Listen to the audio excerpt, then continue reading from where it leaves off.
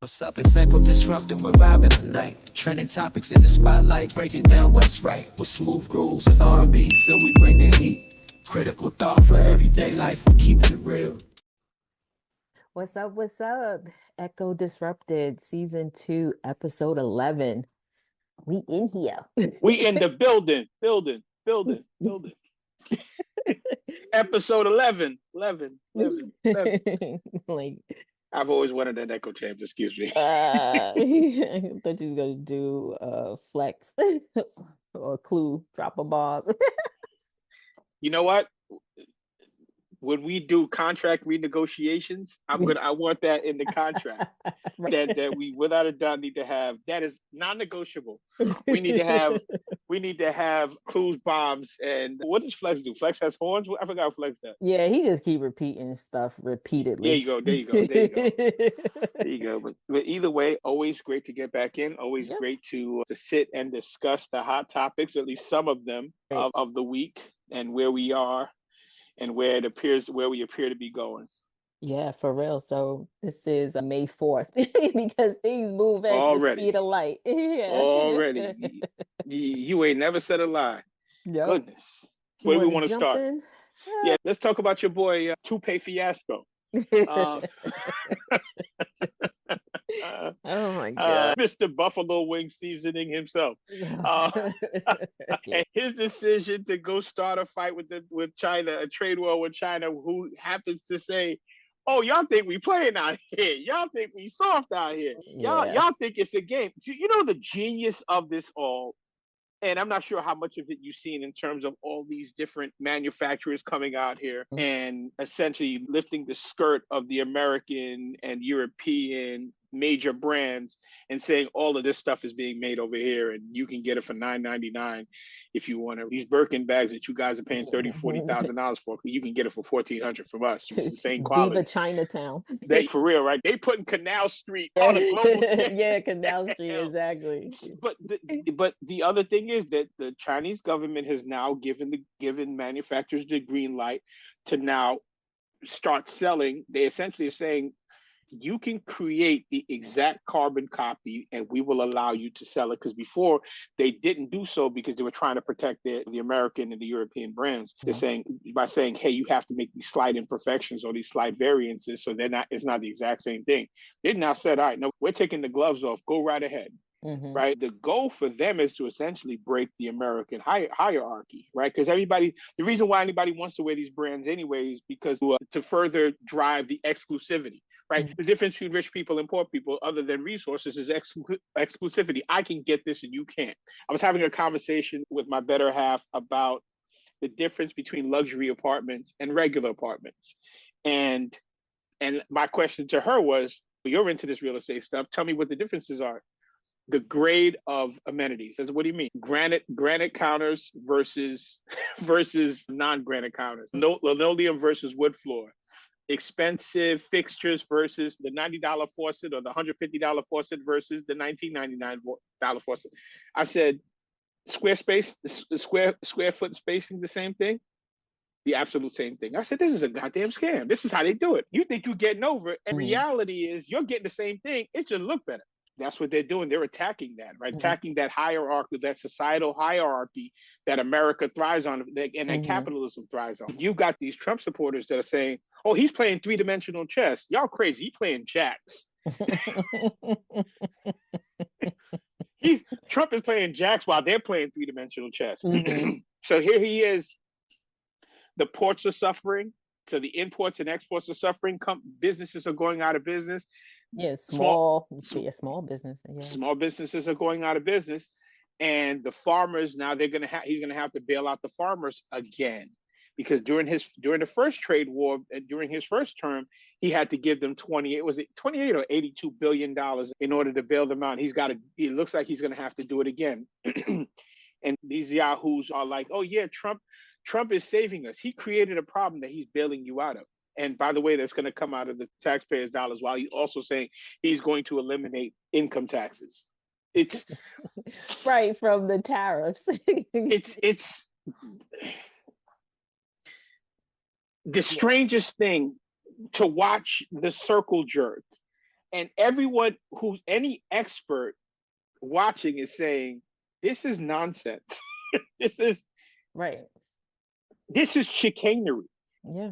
Yeah, I don't even know. It leaves me speechless sometimes because you wonder how we get into these positions and it's self-imposed. And not only is it the tariffs, but it's also the relationships with other countries and even countries where there wasn't a trade deficit. We now have an issue, like Japan. Are we serious?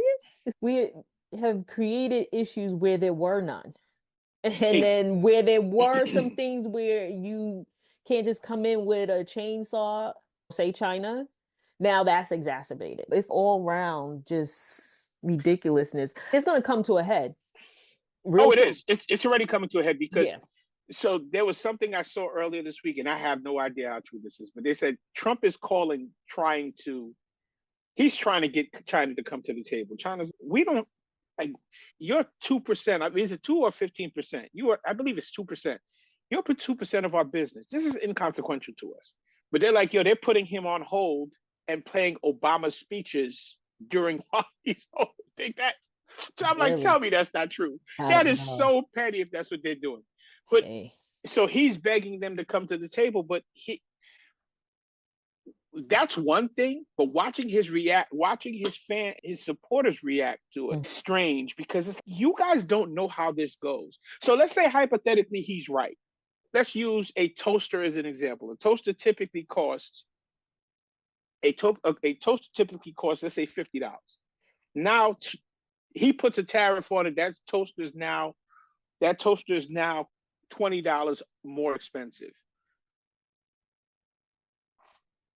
China already got paid for that toaster. So they got their $50. Walmart buys that toaster. Walmart is now has to pay the United States $20. Walmart is not taking that on their chin. So Walmart is passing that on to you. The United States government just got that $20, now that's $70, right? Versus, excuse me, that $20, and they get to keep it. So you just paid the United States government a tax. I don't know why that's such a hard thing for people to understand. And then they're saying, okay, with that money, we are now going to eliminate income tax. How did that work? Right. Yeah, I don't even know. I think also what's going to come about too, I know like Temu, I think is starting to show like what the markup would be, like what the price is and what the tariff impact is. Unlike Amazon, who they were going to do it, but then got the smack on the hand and was like, oh no, we're not going to do it anymore. That was interesting, wasn't it? Yeah. Not really. Because to me, I think Bezos, he even like with the Wall Street Journal and even back with the election, like when he wants to step in and bend the knee, he will. So I'm definitely not even surprised there. But I think what ends up happening is that people who were doing the Alibabas and the Temus and I can't remember the other one, where they would buy these things in bulk and then resell them for whatever to people and get influencers to hawk their stuff. Now you're running into an issue because now Temu is like, we're not sending directly to you. We got to go the long way and get you with these tariffs. So now your business that you might have put your shingle on off of Chinese goods, now what are you going to do? You know what I mean? Because you're going to want to pass that on if you can even afford to even purchase anymore, right? So I think that's one. And then two, it's the inherent part of business where if you buy something that, I'm going to use $5, it's $5, and you would normally now mark it up to $10 because if you have a location or you just plain fucking greedy, you doubled the price. Now, if you throwing tariffs on top of there, people aren't going to want to pay 15 for something or 20. Agreed. The margins are yeah. The margins are being impacted. The ability for the small business to be able to generate revenue is being severely impacted. Again, the strangest thing to me is this is a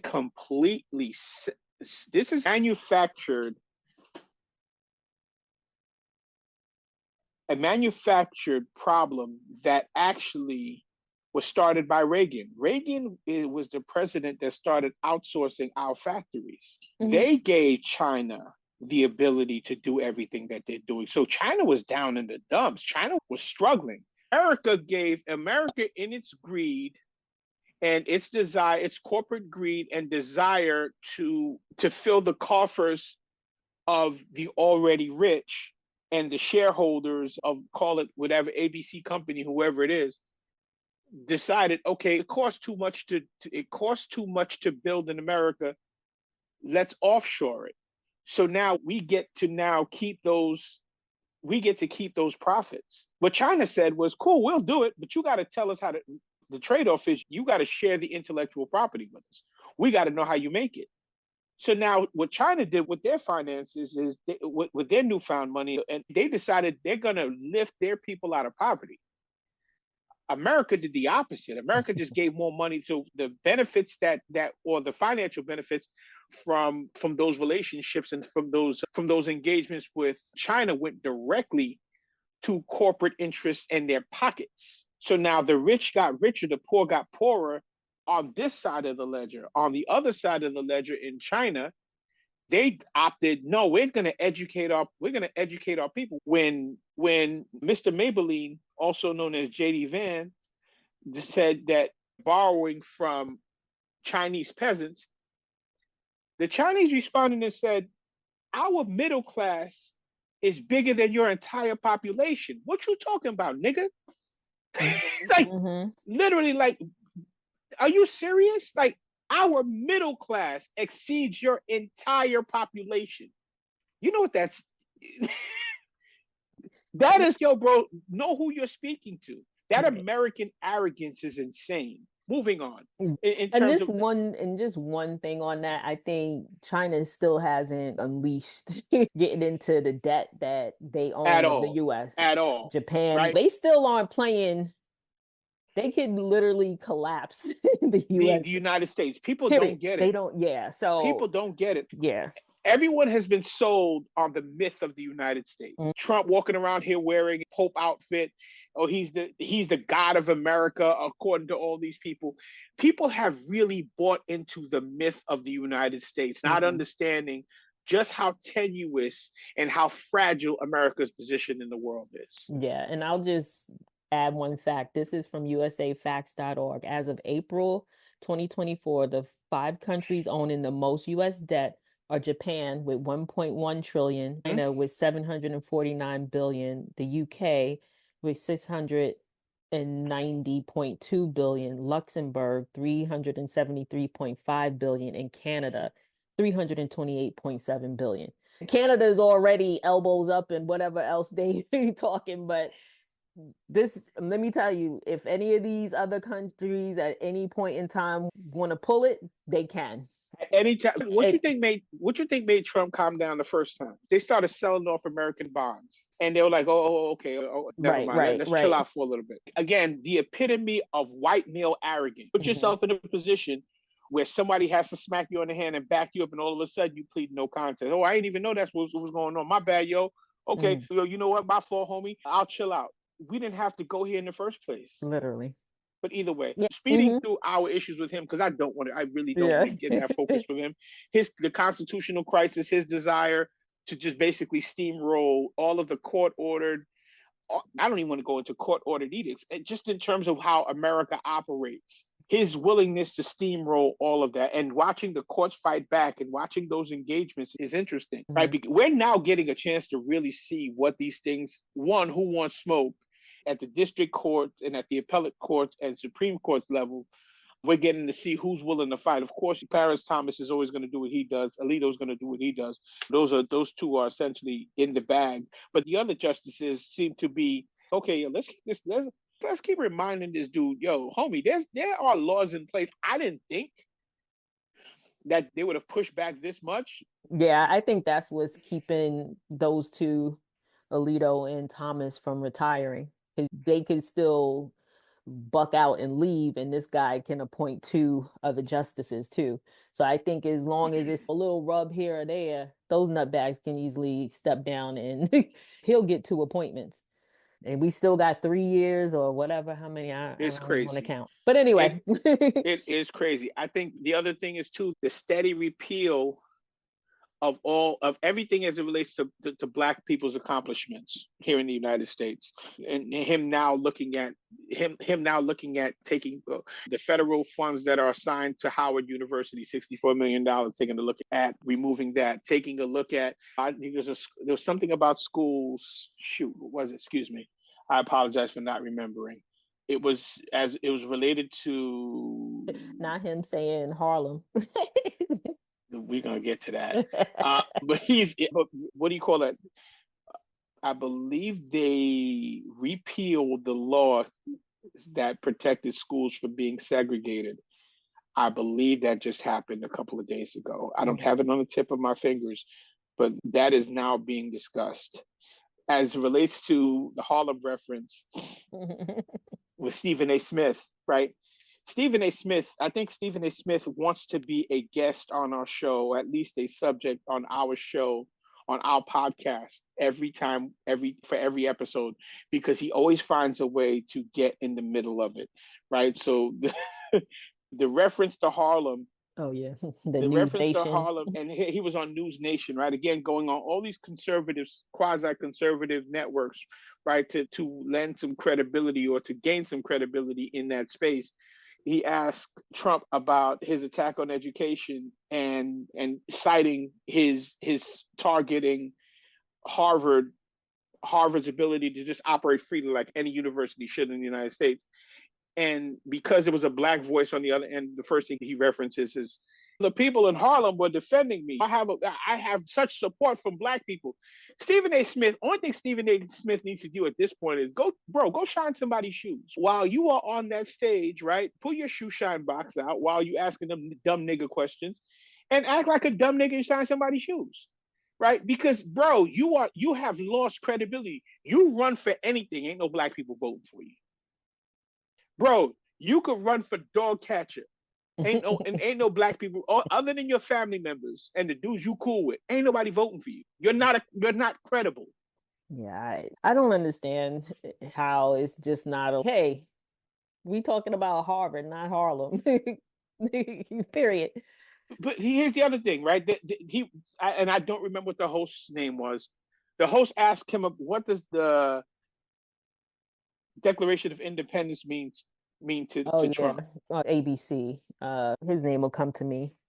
And Trump was like, he gave a word salad with extra croutons and extra balsamic vinegar, extra dressing. The host looked at him like, "Oh yeah, that look needs to be a whole meme by itself." Because that was the crazy. host looked at him like, "Nigga, what?"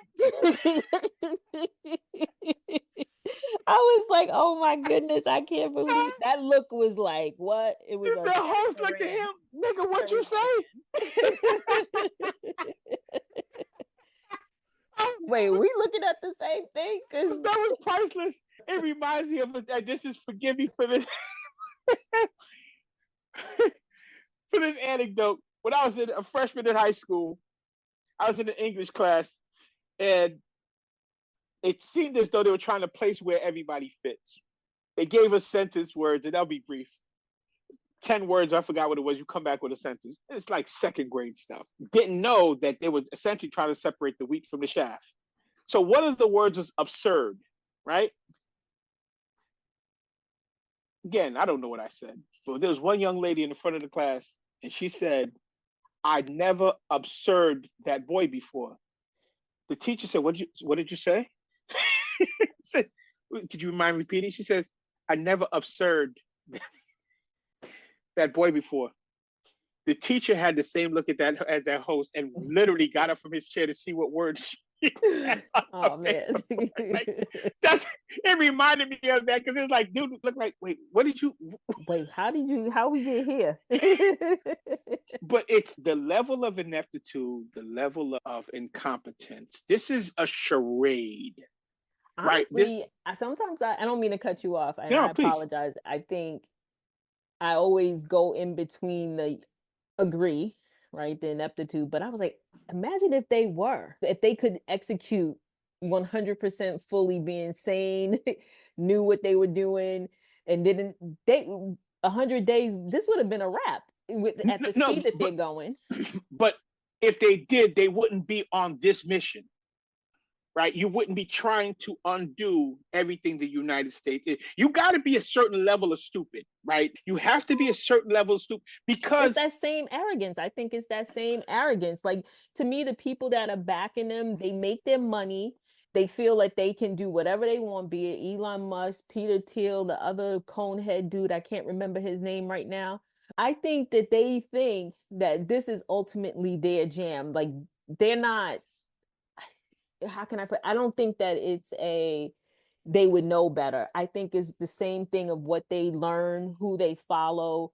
And it's a gentleman, a guy, I'll look up his name, that they all follow. And it's almost the same way how people look at Fox Yarvin, News. Yes, thank Yarvin. you, Yarvin. Yes. So that, to me, I don't think that if they knew better, they wouldn't do it. I think that if you're indoctrinated and you think that what you're doing is the best, then they do what they do now. Like, I don't know. I think that there's enough hatred in, what's the word I'm looking for? Bottom line, I'm going to start with hatred right now. The words will come. But I think there's enough hatred in the world that they think that they're the superior being, period. Oh, Like, well, and I think that's where it starts. That's where there is this, and some of us are now buying into it. And we'll segue into that down the road. But some black folks are into it, where into some black men specifically have that kind of mentality where the world needs to bend to them. So these guys have this idea that they are the superior being just because they said so. There's nothing backing it up. I was able to parlay whatever this was, whatever pathway I got to this position, where, and they're calling it a technocracy, but it's really a bunch of idiots. It's a bunch of guys with all kinds of personal demons and all kinds of personal problems who are now taking their revenge out on the world. We want to see it this way. But the reason why I say they're not if they were smart, they wouldn't. And to break it out a little further, there's a difference between being diabolical and being smart. Are they diabolical? Absolutely. Where I challenge their intelligence level is the idea that you're going to be able to dismantle an entire system in this amount of time. You got to put a dummy out front in order to do that, right? Where it looks like he looks like Mr. Magoo, where he's just bumping into everything and has no control, and all of a sudden, wow, look at what I tripped into. Because you can't put a credible individual in that place to do it, because that credible individual is going to be like, wait a minute, this is stupid. I'm not going to do this, right? I'm not. Right. You have to put a useful idiot, Stephen A. Smith, Donald Trump, those kinds of people out front in order to be your tool or your weapon for destruction. I mean, I think, but it's been in play, right? Yeah. This thing over the year. Listen, it may work because the average American is, and I've been chastised about this, has some challenges as it relates to being in comparison to the rest of the world. A lot of us simply don't know much. We don't know how a lot of this stuff works. I wanted to get your perspective on Van Jones's conversation with those three black people from that very hot place, that wherever they came from. The reason why I say that, because I'm like, all them people from hot places act like they ain't got no sense.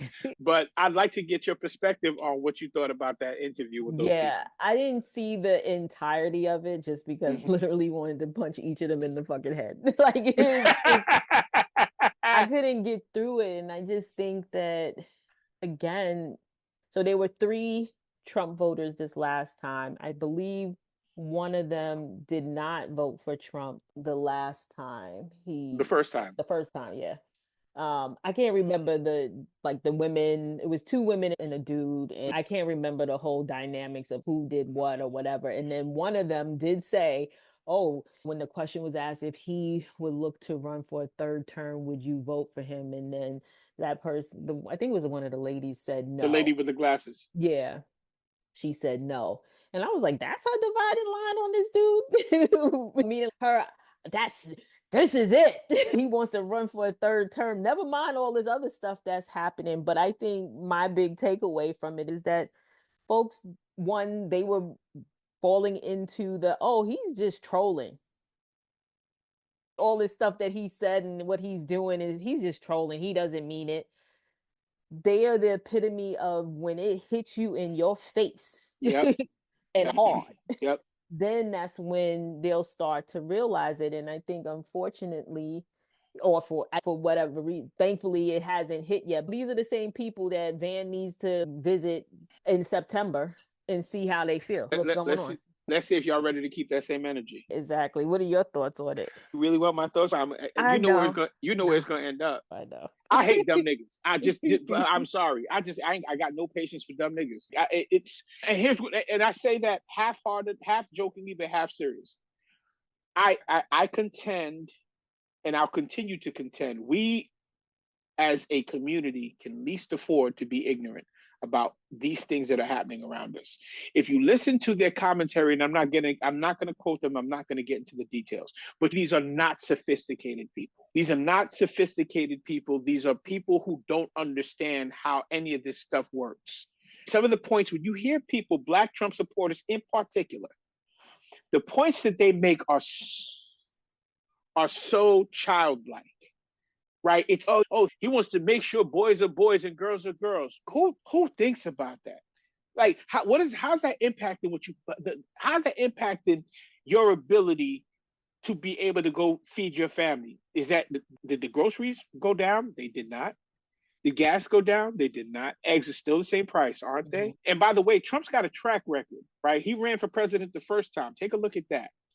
How did he do then? But either way, I wanted to move on. This kind of leans into where we were going in terms of the rise in stupidity and the death of expertise in the eyes of the Americans.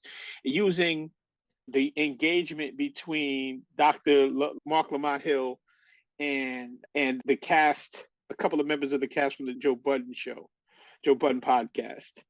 Watching that engagement kind of, to me, capsulizes how a lot of us who don't know much, all of a sudden, because we've been platformed and we have being platformed now comes in so many different forms, because every one of us with a phone who connects to social media is essentially have a platform. It's just how tariff podcasting equipment.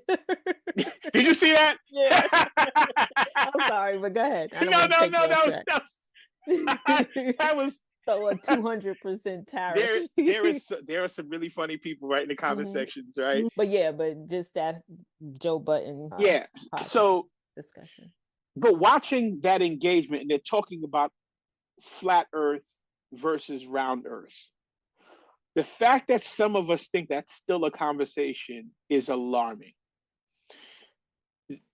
Something as easily disproven, right? Just based on empirical data and events, historical events, that to the layperson isn't even something we'd even talk about. Like, what would give me the reason to even consider pushing back on that?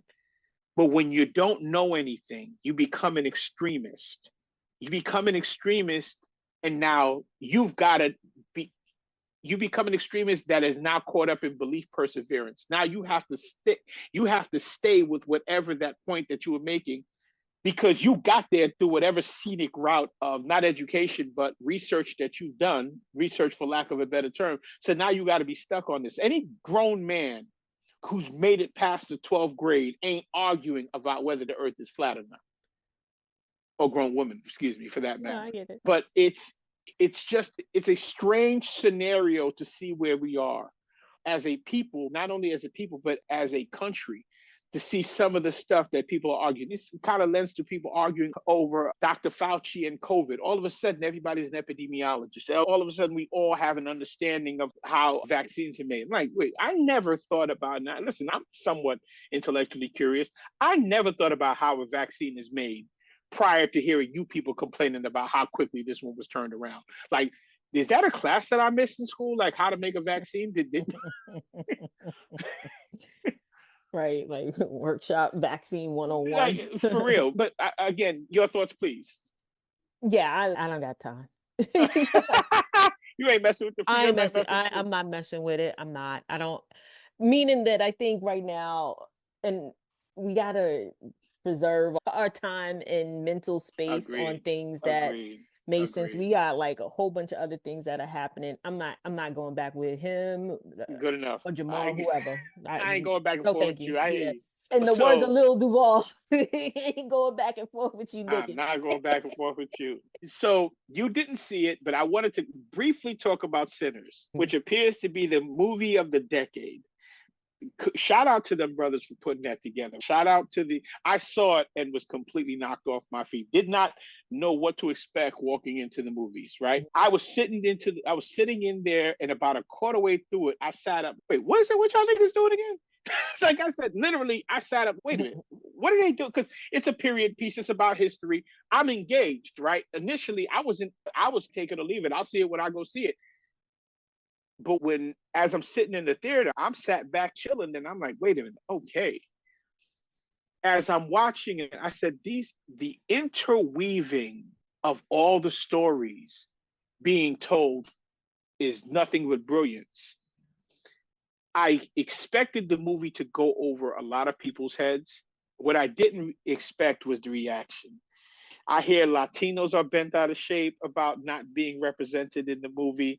I hear Christians are saying, oh, this movie is heavy and it is taking shots at Christianity. You have Africans, and I just heard this morning, Africans are bent out of shape about not being in the movie. I'm like, the movie about Black people, what y'all talking about? But I say all that to say this, it's funny when we do something, there's going to be such criticism. As to date, I believe the movie's made worldwide over $200 million. I think it's 225. The movie cost $90 million. The deal that was structured that Ryan Coogler put together is unique, and it allows him to really to not only make money on the front end, but make money on the back end 25 years down the road as well. Unique way to put it together. The thing is, though, the amount of criticism and scrutiny he's received, you say to yourself, is this what it looks like when Black people succeed? Because the criticism has been waged from not only externally, which we expected, but internally as well. I had nothing. I haven't seen it. To me, at this point, nothing surprises me. I'm not gonna lie, nothing surprises me. Let's finish this off with brother Shannon Sharp. Shannon Sharp Shenanigans. Nope. You first. He's a grown-ass man, and you got to take responsibility for the things that you do. I'm not pretzeling myself into making any excuses for him, what he shouldn't do. You grown. And if you are free, whatever y'all doing, nope, I'm not even going there with him. I'm not getting into he had the Cat Williams interview. This is the takedown of the Black man. Y'all not, nope. He should know better. Period. I will sum up what you just said. You play silly games. You play stupid games, you win stupid prizes. Yep, Meek talked to him. Everybody was telling him, even that Ocho Cinco dude. He flat out was like, he wouldn't date Yvonne Orgy, whatever. She's 39, a virgin, and this and that. He ain't got time for none of that. Whatever, your choice. And here you go. That's it. Yeah, I really am not going to pour any G into that. Sorry. Can't do it. But it's always great having another episode because I got to preserve my energy. I hear you. Always great catching up. Make sure you do all of the things like, share, subscribe, put your comments in. You can find us on Spotify, Apple Podcasts, Instagram. We in these streets. Till the next time. Till the next time. Take care. What's up? It's Simple Disrupting, we're vibing tonight. Trending topics in the spotlight, breaking down what's right. With smooth grooves and R&B, feel we bring the heat. Critical thought for everyday life, we're keeping it real.